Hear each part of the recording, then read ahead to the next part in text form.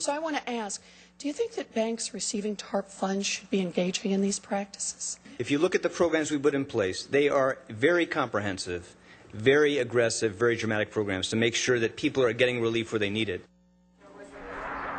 Gosh, he was so nice about asking that question, and he didn't answer it, of course. We're also joined now by Representative Kevin Brady, a Republican from Texas. Thanks for joining us, Mr. Brady, Representative Brady. What about it? You know, we heard a lot of testimony today. We had a lot of questions. That one specifically, did he answer her question?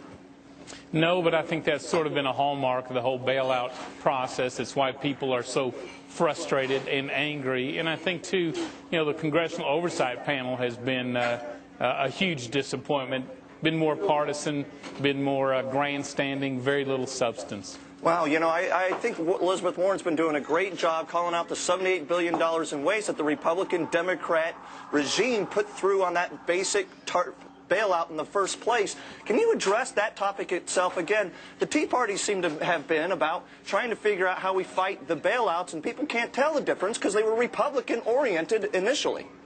Well, I think the Congressional Oversight Panel has been such a disappointment because they've basically held a couple public hearings, no serious talks on oversight inside Treasury. What did you guys empower them to really do besides hold hearings, though? I mean, they don't have any power to do anything. Power.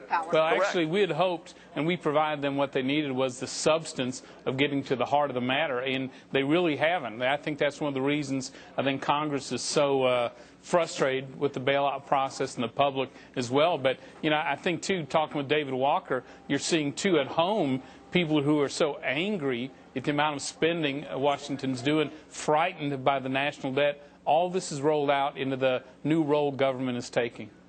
So David, I mean, they're in, you know, no offense to the congressman there, but he's going back to the partisan politics, you know, saying the Democrats, because, you know, conservatives don't like Liz Warren, saying they're not doing a great job. The sole two Republicans on that panel voted against her report. So, you know, the people out there are saying, you know, look, it's all partisan politics. All I want is for them to stop raising my taxes. My paycheck is shrinking. When my house is worth less than it is, my 401k is a 201k, and I'm worried about losing my job.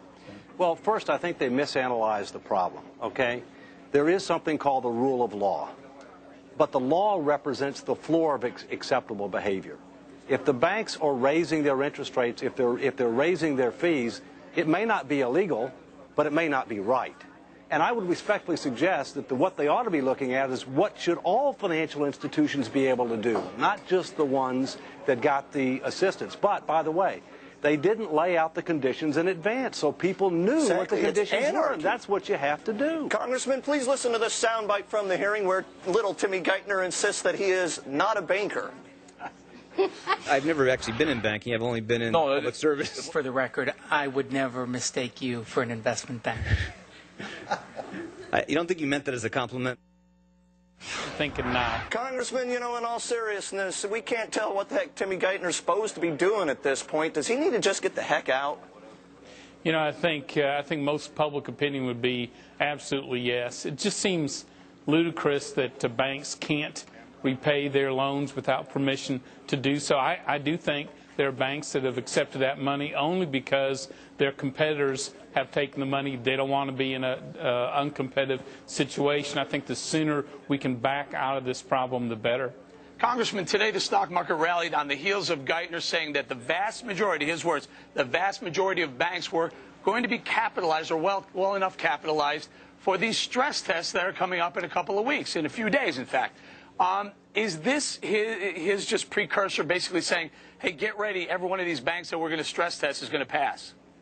Well, I don't think there'll be credibility if that's the case, because I think one of the reasons so many investors are sitting on the sidelines, so many decisions in the business community aren't being made, is I think everyone recognizes there's some awfully bad numbers on those books, and until we get that to the surface and deal with it, we're not going to have the recovery. And the stress tests alone, I'm not sure there's the confidence in them. Congressman Brady, thank you so much for joining us. And David Walker, thank you.